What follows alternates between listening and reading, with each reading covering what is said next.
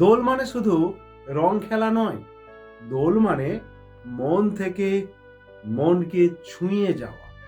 আজ আমরা একে অপরকে রং লাগাই, কিন্তু সেই রং যেন হয় ভালোবাসায়, হোক সম্মানের, হোক ভ্রাতৃত্বের। মন্দির, মসজিদ, গির্জা আলাদা হতে পারে, কিন্তু হাসির রং সবার এক, আনন্দের রং সবার এক। দোল আমাদের শেখায় অভিমান ভুলে যেতে, দূরত্ব মুছে ফেলতে, আর নতুন করে সম্পর্ক গড়তে। আজ যদি কাউকে রং লাগান, তাহলে আগে হাসি দিন, তারপর ভালোবাসা দিন, তারপর রং দিন।